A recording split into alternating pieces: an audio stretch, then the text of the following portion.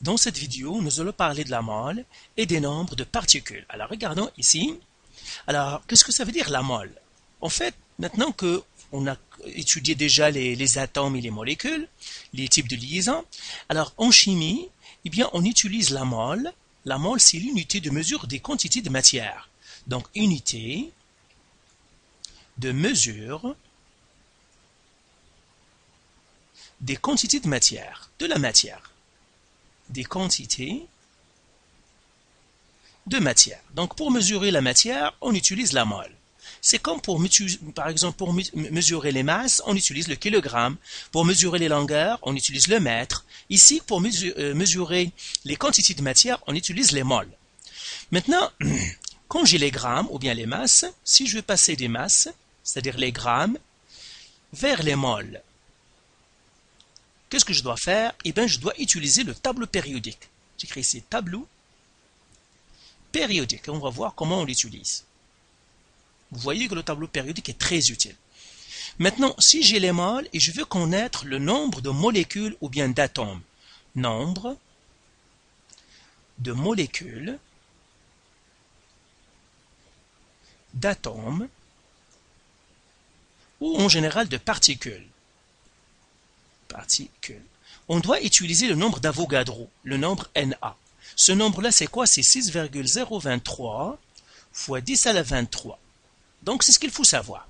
Si j'ai les grammes et je veux avoir les moles, je dois utiliser le tableau périodique. Si j'ai les moles et je veux avoir les grammes, je dois utiliser le tableau périodique. Si j'ai les moles et je veux partir pour le nombre de molécules, ou bien de particules ou d'atomes, j'utilise le Na, le nombre d'Avogadro. Si j'ai le nombre de particules, je veux partir au mol, je dois utiliser encore le nombre d'Avogadro. Si j'ai les masses et je veux partir au nombre de molécules, je dois passer par les moles. C'est tout ce que vous devez savoir. Maintenant, on va voir comment on utilise ces correspondances-là. Alors, faisons un exercice. Ici, ils nous disent, Anne trouve un morceau de fer de 30 grammes. Elle se demande sur le nombre d'atomes de fer que contient ce morceau de fer. Donc, j'ai les grammes et je veux passer des grammes vers le nombre de molécules, parce qu'ici, il veut avoir le nombre de fer, le nombre d'atomes. Nombre des atomes. Mais pour cela, je dois passer par les moles. Donc, je dois passer par les moles ici, et les moles vont me donner le nombre des atomes. Alors, comment je vais passer par les moles? J'ai dit qu'on doit faire le tableau périodique. Qu'est-ce qu'on va faire pour le tableau périodique? Parce que j'ai le fer. Donc, je dois chercher la masse du fer. La masse d'une mole de fer, il m'est donné par le tableau périodique. C'est la masse atomique ici. Cette masse atomique, en fait, c'est la masse molaire aussi, c'est-à-dire la masse d'une mole. Je regarde le fer, il me donne le fer, c'est 55,874. Donc, j'écris ici, pour le fer, 55,847 grammes pour une mole. C'est ça ce que ça veut dire, la masse atomique ici. C'est la masse d'un atome, mais c'est aussi la masse d'une mole. Pour une mole, j'ai 55,847 et j'ai fait égal. Là, ils m'ont donné quoi? Ils m'ont donné les grammes, ça veut dire, ils m'ont dit, ça pèse 30 grammes. Donc, je mets les grammes à côté des grammes, je fais des grammes, et je cherche lui. Alors, pour trouver lui, produit croisé. Donc, je vais faire 1 fois 30, qui divise. Donc, ici, je vais l'écrire comme normalement vous devez l'écrire, hein, sinon vous enlevez des points.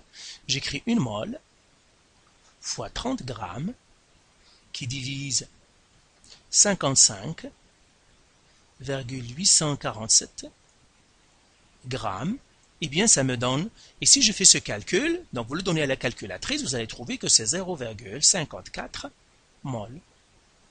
Donc là, j'ai trouvé les moles, c'est 0,54 mol. Ici, ils m'ont donné les 30 grammes, donc j'ai fait 30 grammes ici.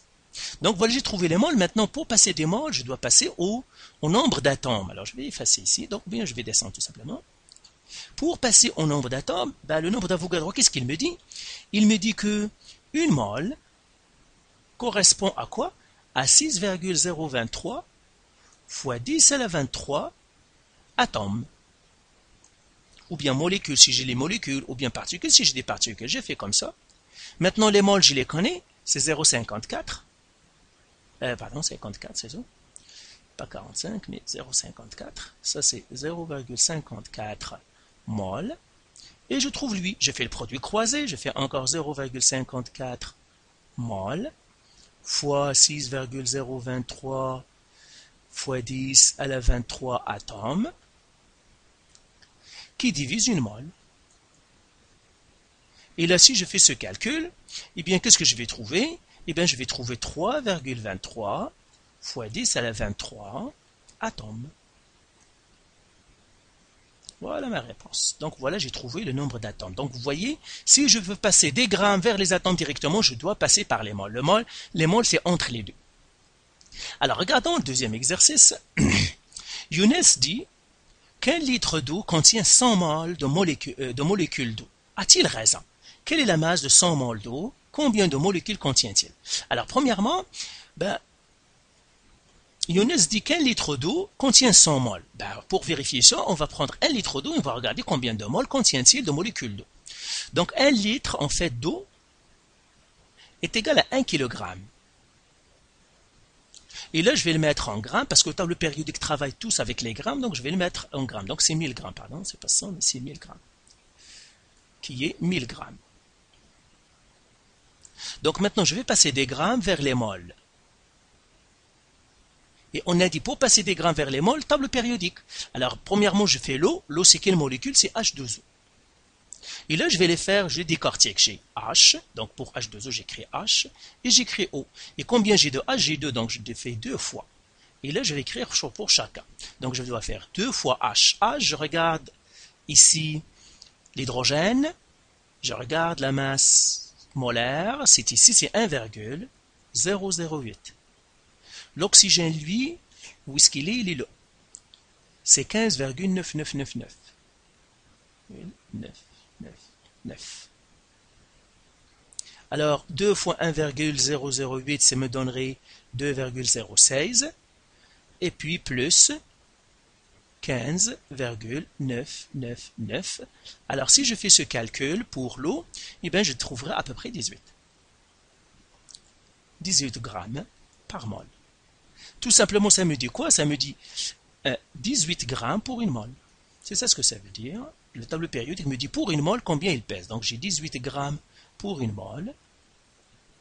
Je fais égal. Même moi, j'ai combien de grammes? J'ai 1000 grammes. Et je vais trouver le nombre de moles. Alors je fais une mole fois 1000 grammes qui devrait diviser 18 grammes. Si je fais ce calcul, je trouverai 55,56 moles.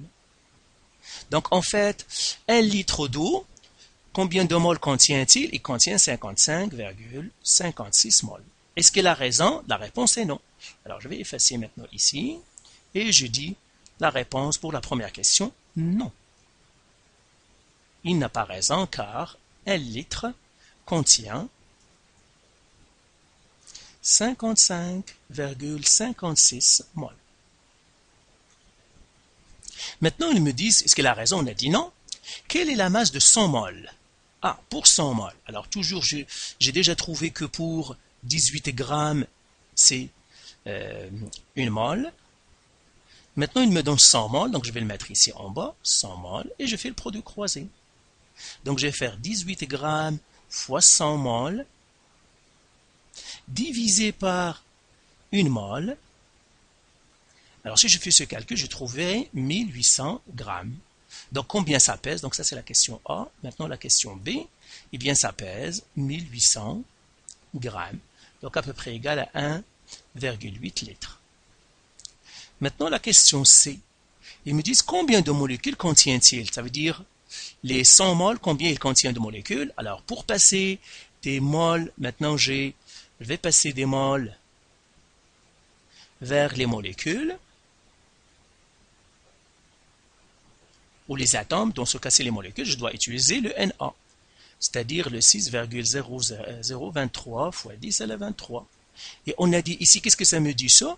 Ça me dit tout simplement pour une mole contient 6,023 fois 10 à la 23, qui est également combien de moles j'ai? J'ai 100 moles.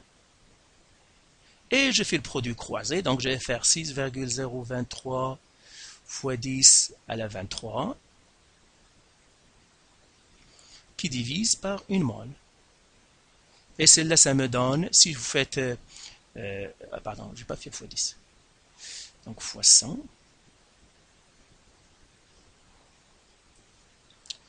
fois 100 mol qui divise 1 mol. Ce qui me donnerait 6,023 fois 10 à la 25. Molécule. 25, pourquoi j'écris 23? Ça c'est un 25. 2 à la 10 à la 25. Alors faisons le dernier exercice. Natacha, une agente du laboratoire, veut savoir la masse de 4,25 mol de rouille, Fe2O3. Combien de molécules contient-il? Donc là, ici, il a les grammes, c'est-à-dire la masse. Et il veut le nom... non, il n'a pas la masse, il a les moles, en fait. Hein, donc je vais le faire ici. Donc, il a les moles. Donc j'écris ici, c'est les moles qu'il a. Il a 4,25 moles. Et qu'est-ce qu'il veut savoir? Il veut savoir les masses. C'est-à-dire, il veut savoir les grammes. Là, encore, on a dit, on doit utiliser table périodique. Table périodique, je dois regarder la rouille. C'est le Fe2O3. Donc, j'écris le fer et j'écris l'oxygène. L'oxygène, j'ai 2 fers, donc je dois faire 2 fois. Et j'ai 3 oxygènes, je fais 3 fois. Et j'écris ici chacun. Donc, 2 fois. Le fer, c'est combien? C'est 55, on l'a dit tout à l'heure, 55,847. 855,847. Et j'ai l'oxygène, c'est 15,9999. Donc on va écrire 3 fois 15,999. Alors, si je fais ce calcul, pour le premier, je trouve 111,694. Et pour le deuxième, je trouve 48. Je dois faire le total, ça me donnerait 159,694. Et j'écris grammes par mol, parce que c'est ce que me donne le tableau périodique. Ça veut dire, il me dit que pour 159,694 grammes, ben, une mol. Ça veut dire une mol pèse 159,694 grammes. Et je fais égal et je fais. J'ai les moles, donc j'écris les moles à côté des moles, donc j'écris 4,25 moles. Et je trouve lui, la produit croisé, 159,694 grammes fois 4,25 mol, qui devra diviser une mol. Ce qui me donne, si je fais ce calcul, ça me donne 678,7 grammes. Donc voilà, son morceau de rouille pèse 678,7 grammes. Maintenant, ils veulent que ce soit le nombre de molécules. Eh bien, le nombre de molécules, donc j'efface ici. Donc là, je vais écrire la réponse ici. Donc pour la question A, donc disons ça c'est la A. La rouille, le Fe, ça pèse 678,7 grammes. Et la question B, maintenant on veut savoir le nombre de molécules de rouille. Eh bien tout simplement ici, des moles, je vais partir au nombre de molécules. Nombre de molécules. Et là, qu'est-ce que je vais utiliser? Je vais utiliser le Na. Ça veut dire le 6,023 fois 10 à la 23. Ça me dit tout simplement une mole contient 6,023 fois 10 à la 23. Et moi, j'ai combien de moles? Eh bien, ils me l'ont déjà donné. Il me dit c'est 4,25 moles. Je fais le produit croisé. Alors, 6,023 fois 10 à la 23 fois 4,25 mol qui divise une mol. Et si je fais ce calcul, eh bien, je vais trouver 4,09 fois 10 à la 26 molécules. Donc voilà pour les moles, c'est tout ce qu'il faut savoir. Hein. Une mole, tout simplement, c'est l'unité de mesure des quantités de matière, et c'est ce qu'on utilisera par exemple dans les réactions chimiques. Vous n'avez pas le droit d'utiliser les grammes, ni les litres, ni rien. Vous devez utiliser les moles parce que c'est l'unité de mesure des réactions chimiques. Donc voilà pour cette vidéo. Faites les exercices du site de vos manuels, et si vous avez encore de la misère ou des questions, vous pouvez nous contacter.